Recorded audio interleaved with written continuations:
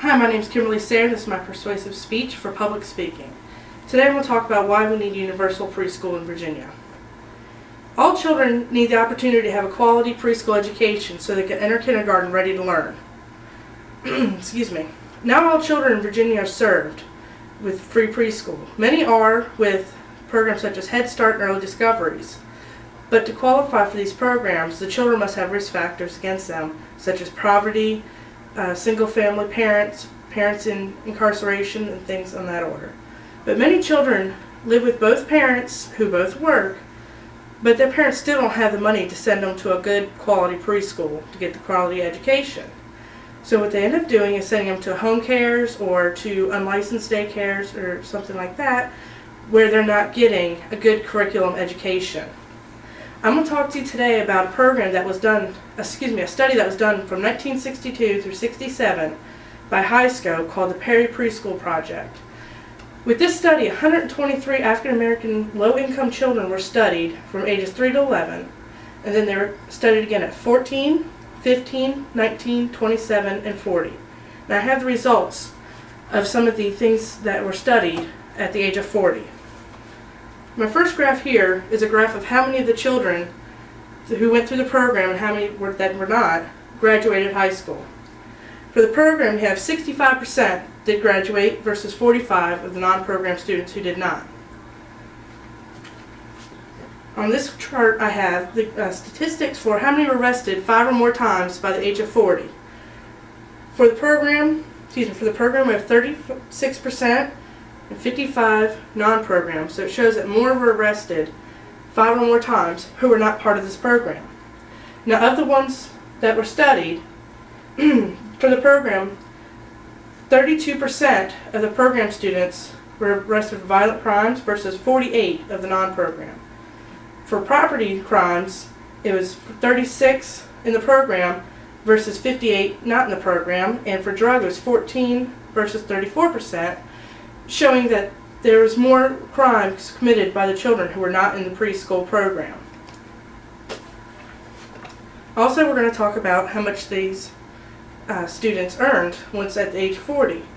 60% of the children who were in the preschool project earned $20,000 or more at the age of 40 versus 40% who were not in the project.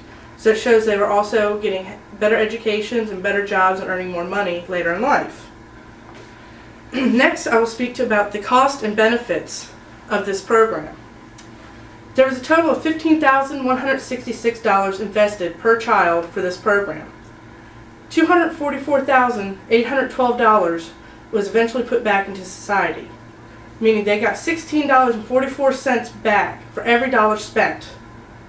Of the $195,621 that was left over after paying for each student to go through the program, $7,303 was saved for education because programs such as special education and interventions, things like that, were not necessary because of going into school ready, and they did not need the extra help in the interventions programs such as that. $14,078 was put back in society with taxes paid back in, because these students were also earning more money, like I had said before, so there's more taxes coming back into society. $2,768 was saved on welfare. Now this is because the students were, as they got older, were getting better jobs, like I said before, earning more money, and there was less need for welfare, food stamps, and things of that order. Now the biggest one here, much noticeable difference, is crime. $171,473 saved for crime because of crime. There's less crime from these adults, so less need to house them in jails and things like that. Right there is a huge, huge savings, and I think that is one of the biggest things right there that shows that preschool does help. It's keeping these children out of jail when they get older. Now, 2 states that have done universal preschools that has worked very well are Michigan and South Carolina. I have some statistics from the Michigan state program. Now, the rate of children being held back was significantly lower. In first grade, in the program, 4.5% of the children were held back versus non-program 7.5%. Second grade, 4.2% of the program children were held back versus 8% non-program. In third grade, 1.2% were held back versus 2.5% non-program. I think that also shows a big difference, that the numbers are almost doubled of the children who are not in preschool being held back versus ones that were in preschool. Now on this chart, I have the test scores for state testing for math, literature, and reading. And these are the students who scored satisfactory or better on their testing. 54.9 in the program versus 47.3 in math, 43.4 in literature versus 34.5 in literature, and reading is 44 versus 35.5%. So this shows that the students who are in preschool were also doing better on test scores in the 4th grade versus children who were not in preschool. So it does make a lasting effect. Michigan teachers were also surveyed about how they felt the students did in kindergarten, and all these sections and more the teachers said that the students did better than the ones who were not in preschool.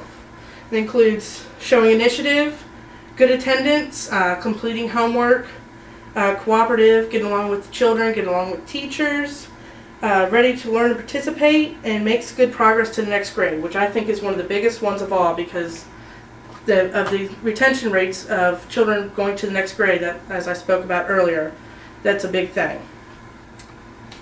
In my last chart here, I'm talking about in South Carolina with their program, which was called the Great Start Readiness Program. It was done from 1995 to 2007, and these are the grade retention rates like I spoke about Michigan before. In second grade, in the program, 8% were held back versus 15% of non-program children. Third grade was 11% program to 20% non-program. In fourth grade, 14 to 22%. So then here again, you also see the great difference between how many children are being held back who were in in preschool versus who were not. So what we need to do here in the state of Virginia is start our own universal preschool program.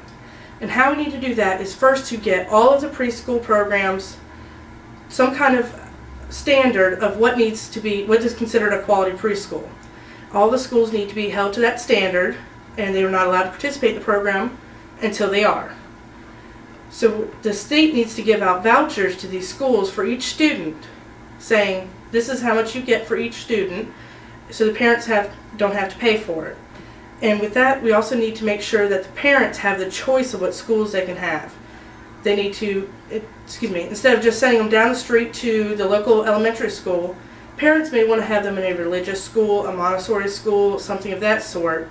So we need to have all different kinds of preschools in this program and make sure parents have the choice.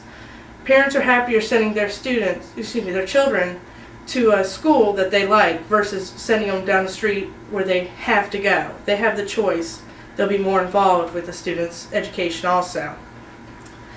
And the next thing is also parents need to be informed. Information is the best thing they can have.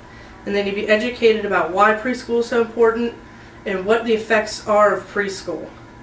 And like I said, I think that preschool is what is needed in Virginia for these these children to succeed in life. So all preschool age children need to have the opportunity to go to preschool to get the quality education so they can move on to kindergarten and later grades and later in life and do better. Thank you.